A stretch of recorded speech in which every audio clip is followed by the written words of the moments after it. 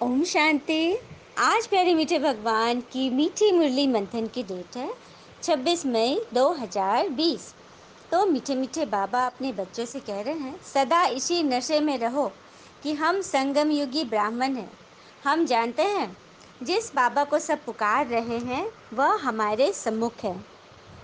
क्या कह रहे हैं भगवान कि तुम संगम युगी ब्राह्मण हो। भगवान तुम्हें पुकार रहे हैं और तुम्हारे सम्मुख है। और कहते हैं ना कि हमने भगवान की कितनी तपस्या करी। द्वापर से हम भगवान को ढूंढ रहे थे। जैसे तपस्या अगर पार्वती जी की थी तो प्रतीक्षा शिव की भी रही होगी। आंखों में आंसू अगर माता सीता जी की भी थे तो मिलन की तड़प श्री राम की भी होगी। राधा व मीरा अगर श्री कृष्ण की न हो सकी तो उनके बिना अधूरे तो श्री कृष्ण भी रहे होंगे। तो प्रेम तो देवताओं के लिए भी सरल नहीं था, तो हम इंसान इसे क्या समझे।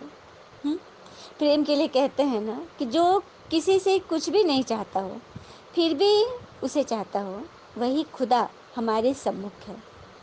जो हमसे क्या मांग रहे हैं, कुछ भी तो नहीं, और बदले में हमें अपार सुखों की मतलब एकदम लिस्ट पे लिस्ट दे रहे हैं, झोलियाँ भर रहे हैं हमारी इस ज्ञान श्रीमत से। हाँ, तो सबको झोली भरनी है ना। कोई भी लीकेज हो तो उसे अभी से ही रफू कर दे, बंद कर दे, क्योंकि भगवान तो जो दाता है तो वो इतना देंगे, इतना देंगे कि आत्माओं के तो खुशी के आंसू रुकेंगे ही नहीं। और ये सबके अनुभव हो भी रहे हैं, है ना।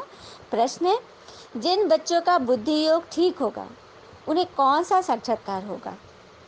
तो सतयुग नई राजधानी में क्या क्या होगा, कैसे हम स्कूल में पढ़ेंगे, फिर राज्य चलाएंगे, यह सब साक्षात्कार जैसे जैसे वे नज़दीक आते जाएंगे ना तो होता रहेगा। बाबा तो बताते हैं कि यज्ञ में शुरुआत में जब बच्चे नए नए ब्रह्मा कुमारी से जुड़े थे ना तो उन लोग को ऐसे साक्षात्कार होते थे। जो भी संस्था के फाउंडर लेखरा दादा से मिलते थे ना तो उन लोग को अपने ईष्ट देव देवी दिखते थे।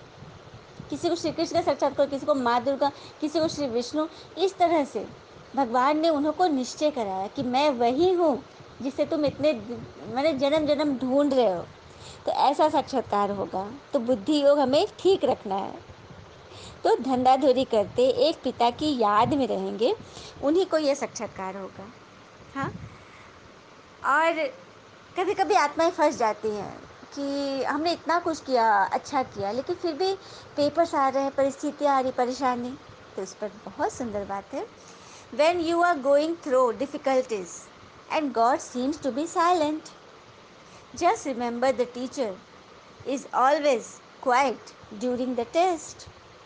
अर्थात जब हम बहुत सारी डिफ़िकल्टी से गुजर रहे हों लेकिन भगवान साइलेंट है, नहीं सुन रहे हैं, तो उस वक्त हम एग्जामिनेशन हॉल को रिमेंबर करें कि जिस वक्त हम एग्जामिनेशन हॉल में होते हैं हमारे ही वो टीचर जो हमें साल भर पढ़ाया वो उस वक्त एकदम क्वाइट रहता है। क्योंकि उस वक्त वो बता देगा तो हम कभी आगे नहीं बढ़ पाएंगे, हमें चीटिंग की आदत लग जाएगी, हम ठीक से पढ़ेंगे ही नहीं। तो बस वही बात है, परिस्थितियाँ आ रही है, प्रॉब्लम्स है, इसका अर्थ है कि हम एग्जामिनेशन हॉल में हैं और अपनी ऊंची तकदीर बनाने के लिए पेपर दे रहे हैं, है ना बड़ी बात। आज की मुरली का गीत है बहुत सुंदर। तो चलिए सभी तैयार हो जाइए झूमने के लिए, क्योंकि आज एकदम फास्ट सॉन्ग है, कल का थोड़ा स्लो था ना। चलिए, ओम नमः शिवाय बोलो, ओम नमः शिवाय, ओम नमः शिवाय बोलो, ओम नमः शिवाय बोलो, ओम सब बोलिए, आय बोलो, ओम नमः शिवाय, ओम नमः शिवाय बोलो, ओम नमः शिवाय।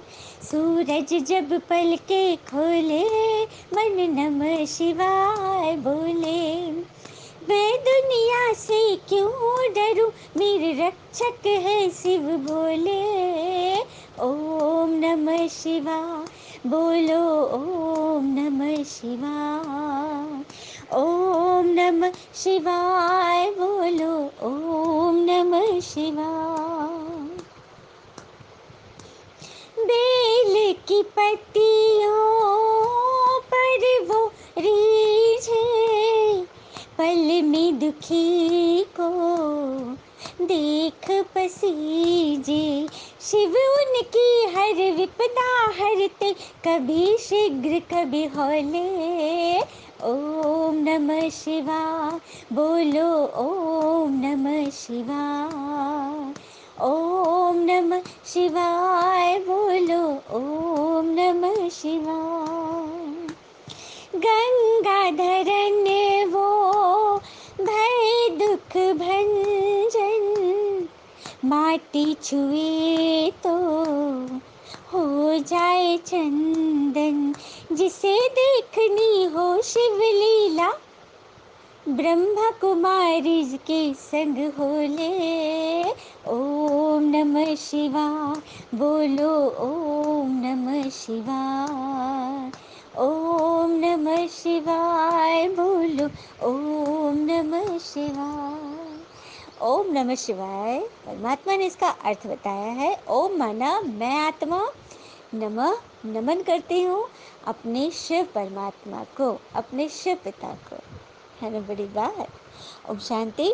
बाबा कहते हैं बच्चों ने तो अनेकों सत्संग किए होंगे, हाँ, जहाँ वहाँ वाहे गुरु खुदा राम नाम आदि मतलब बोले होंगे, परंतु यहाँ कुछ कहने की दरकार नहीं, क्योंकि हम आत्माएं जिस परमपिता शिव के बच्चे हैं, बस उनको याद करना है। जैसे लौकिक पिता को उसके बच्चे याद करते हैं। सही बात है, दुनिया में जो पिता होते हैं उनके बच्चे के मन में होता है ना कि मेरा पिता है, हाँ, मन में बैठा होता है। तो बस हमें वही करना है, मन में बाबा को बिठा लेना है और कुछ भी नहीं करना है, क्योंकि भगवान ही साधारण तन में बैठकर हम बच्चों को पढ़ाते हैं। इस संस्था के फाउंडर लेखराज दादा के तन में परमात्मा शिव जो प्रवेश किए, तो बाबा वही बोले मैं साधारण तन में बैठ पढ़ाता हूँ।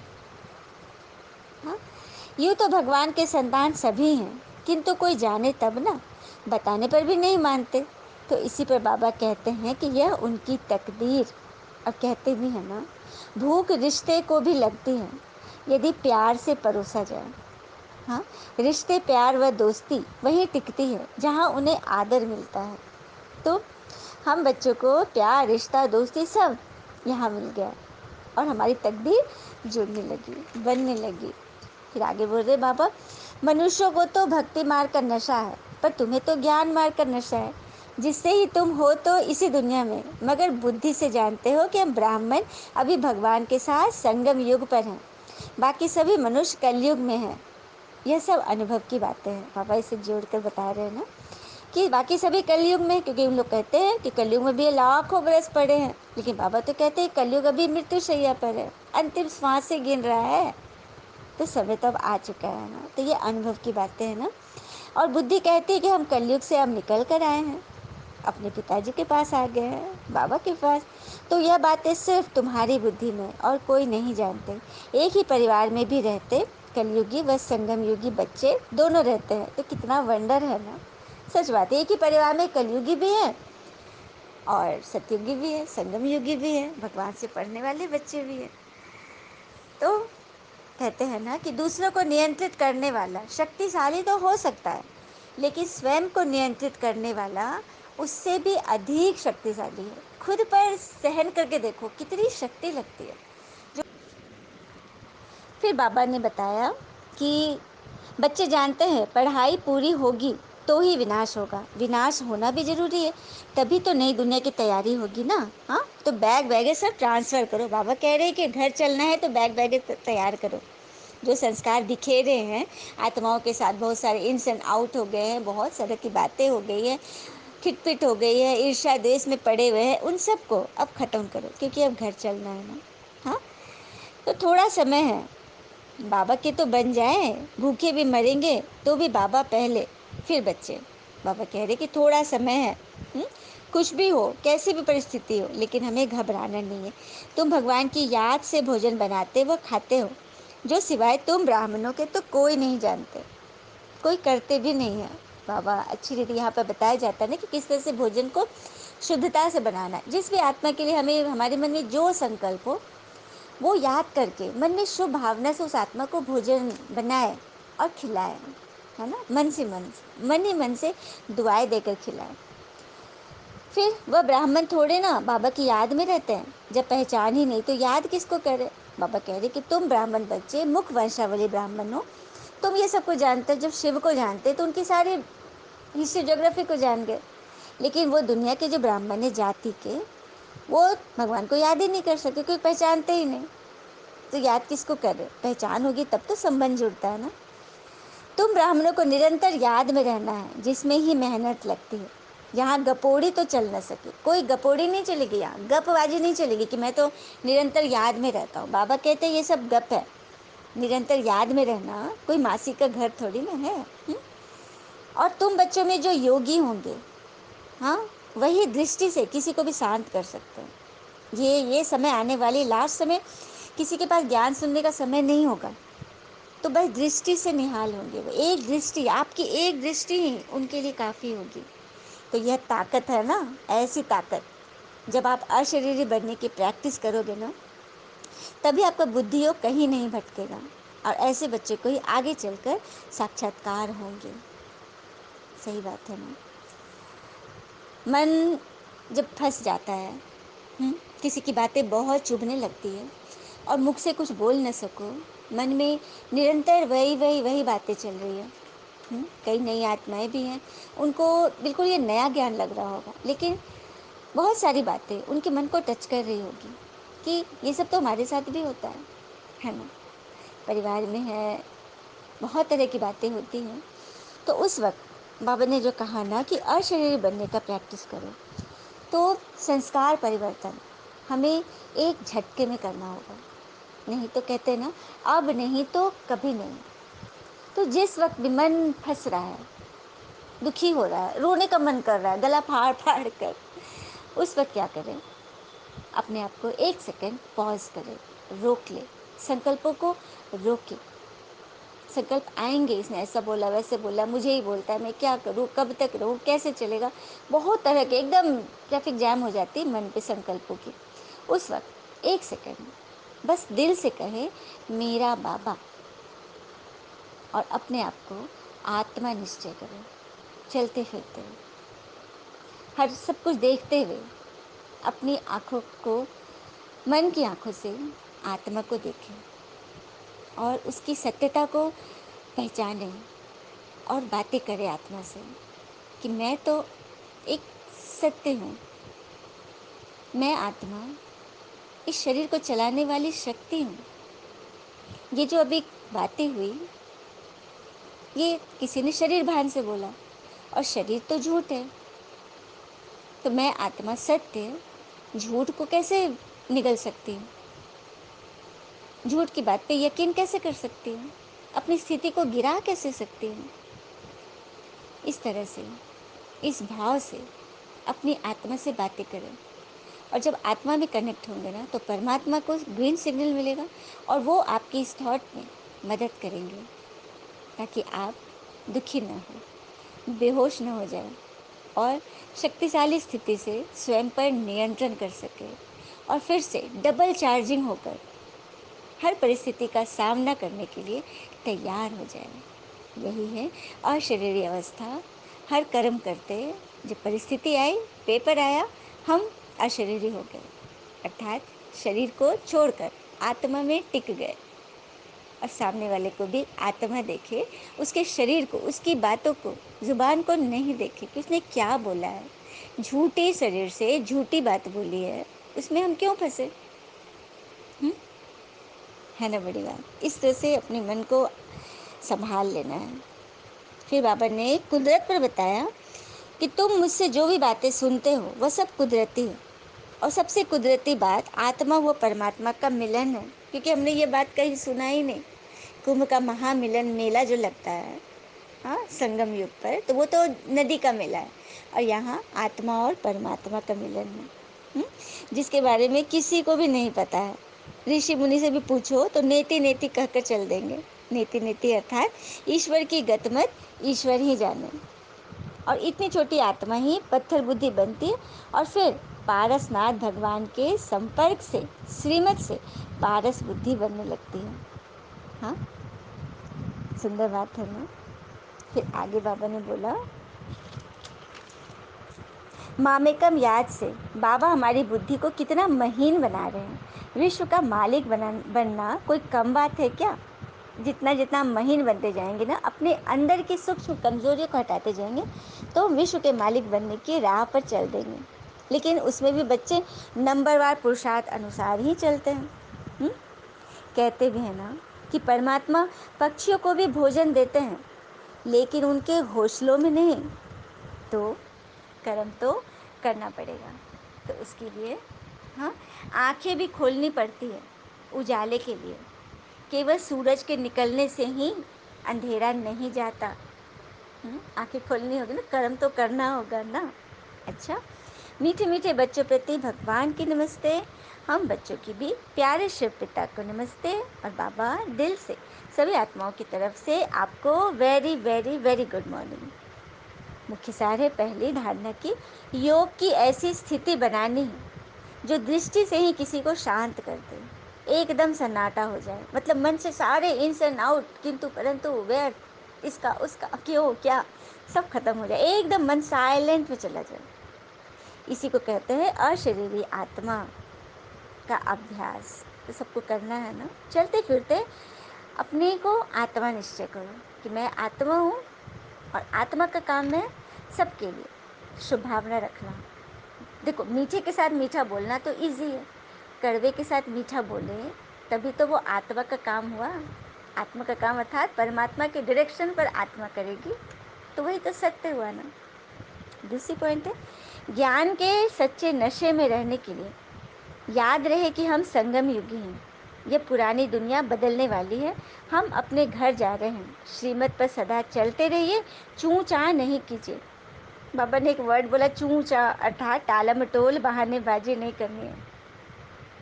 और कहते हैं इंसान को उसकी बुराइयों सहित स्वीकार करने वाला ही उसका सच्चा मित्र होता है, क्योंकि अच्छाइयों को तो दुश्मन भी स्वीकार कर लेते हैं कभी कभी, होता है ना।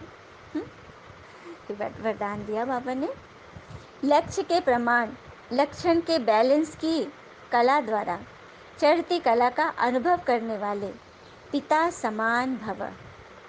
लक्ष्य के प्रमाण लक्षण के बैलेंस की कला द्वारा चढ़ती कला का अनुभव करने वाले पिता समान अर्थात ईश्वर समान भव। इसकी डिटेल है, बच्चों में विश्व कल्याण की कामना भी है, तो पिता समान बनने की श्रेष्ठ इच्छा भी, लेकिन लक्ष्य प्रमाण लक्षण में अंतर है, तो बैलेंस की कला में भी अंतर हो जाता है। तो इस अंतर को मिटाओ। सुंदर रीति बता रहे ना बाबा कि लक्ष्य तो हम रख लेते हैं कि हमें देवता बनना है, लेकिन लक्षण धारण नहीं करेंगे तो उस अंतर को हमें मिटाना पड़ेगा ना, उस डिफरेंसेस को।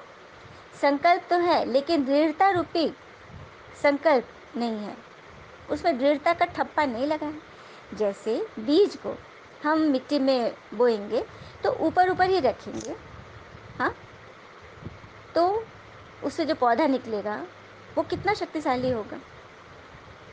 उसी तरह यदि हम मिट्टी के अंदर, डीप अंदर डालें बीज को, तो वो बीज मिट्टी की सारी ताकत को एब्जॉर्ब करके धरती का सीना चीर करके बाहर निकल मजबूती से खड़ा रहेगा। मतलब एक शक्तिशाली पौधा बनेगा। ऊपर ऊपर छलाने वाले पौधा हमें नहीं बनना है। मतलब हमें वो बच्चा बनना है जो परमात्मा के ज्ञान को एकदम डीप रूटेड अंदर धारण कर ले। सिर्फ सुनना सुनाना ही नहीं रहे, नहीं तो वो फिर वैसे ही रह जाएंगे हम। जब तक कोई वो अंदर नहीं जाएगी तब तक हम कैसे पक्के बनेंगे। तो अभी परदर्शन व स्वदर्शन दोनों चक्र घूमते हैं ना, माना व्यर्थ दर्शन के त्रिकालदर्शी बन जाते हैं।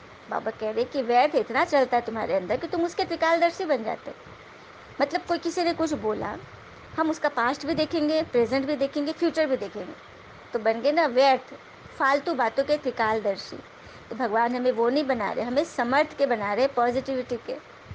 तो सदा शुभ चिंतन, स्वदर्शन चक्रधारी बनो।